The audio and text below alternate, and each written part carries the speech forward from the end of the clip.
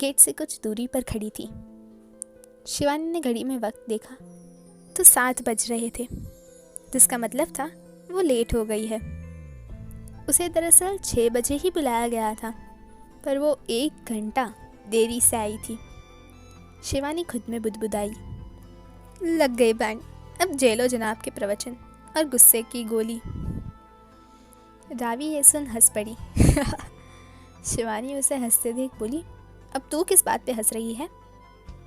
शिवानी ने उसे अपने पीछे देखने का इशारा किया। शिवानी बोली, ऐसे इशारे कहाँ कर रही है, मानो कोई भूत वूत खड़ा हो मेरे पीछे। शिवानी बड़बड़ाते हुए पलटी और उसने अपने पीछे देखा तो चौंक गई। उसकी जीभ लड़खड़ाने लगी। रावी उसकी हालत देख और जोरों से हंसने लगी। पर सामने खड़े शख्स को देख उसने अपनी हंसी कंट्रोल कर लिया।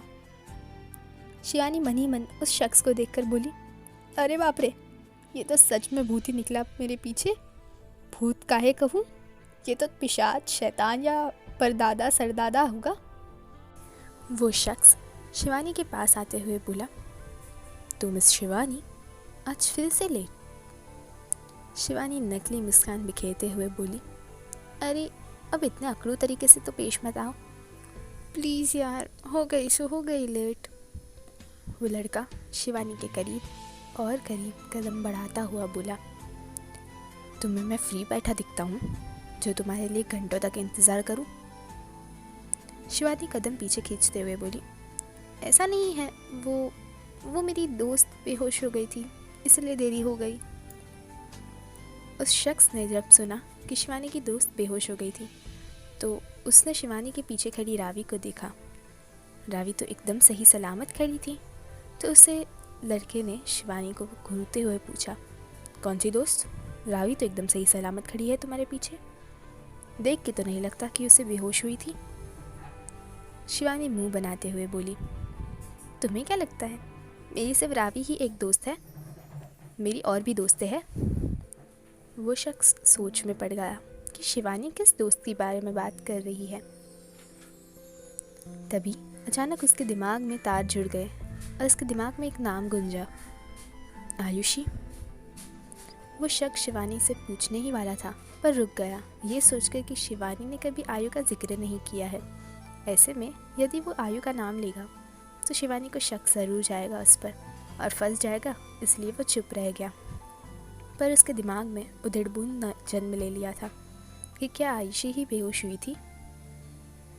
वो शख्स अपनी सोच में था जब शिवानी ने उसकी बाह पकड़ ली और प्यार से तो थोड़ा नौटंकी करते हुए कहा, अरे चलो ना, अब यहीं पर खड़े खड़े मेरे पैरों में दर्द करवाओगे या पैदल घर तक जाने के लिए विचार है? अब इतना भी क्या नाराज़ होना, सॉरी। आरव ने शिवानी की ओर देखा जो बड़े ही अटपटे ढंग से उसे मनाने की कोशिश कर रही थी। आरव ने शिवानी से अपनी बाह छिड़ाई और कार में बैठाया। रावी भी बैक सीट पर जाकर बैठ गई। आरव ड्राइविंग सीट पर बैठते हुए बोला, तो अब कैसी है तुम्हारी दोस्त की तबीयत?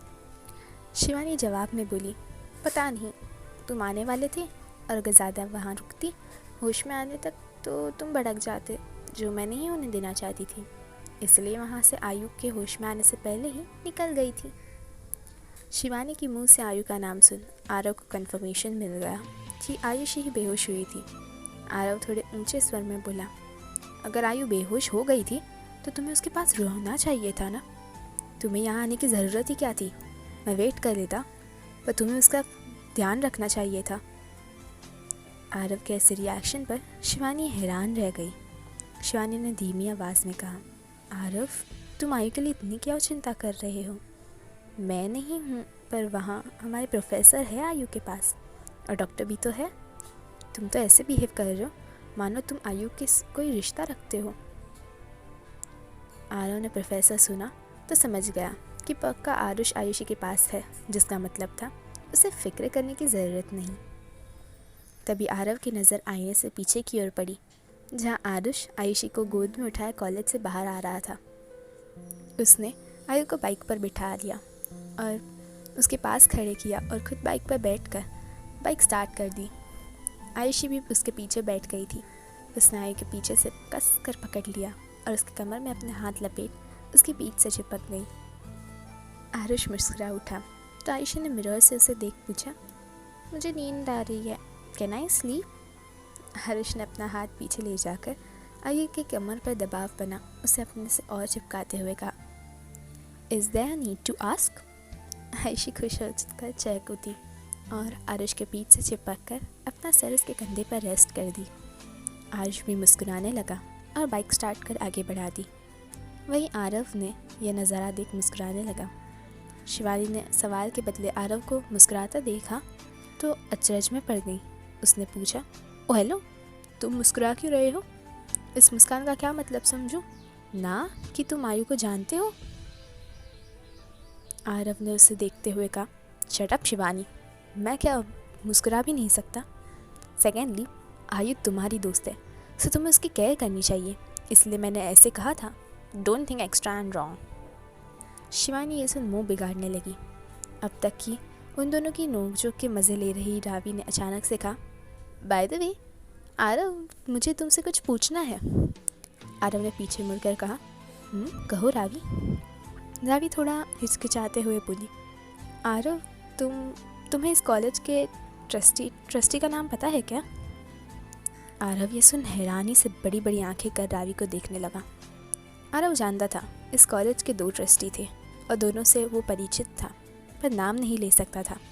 वहीं शिवानी को भी रावी के सवाल को सुन याद आया कि आरुष ने आरव का नाम लिया था एज अ ट्रस्टी, जिसका मतलब था आरव ने अब तक उनसे ये बात छिपाई थी कि वो दोनों जिस कॉलेज में पढ़ते हैं वो उन्हीं का कॉलेज है। अब क्या आरव जवाब देगा शिवानी और रावी को? क्या वो सच कह देगा कि इतने बड़े कॉलेज का ट्रस्टी के साथ साथ आरुष सिन्हा उसका भाई है?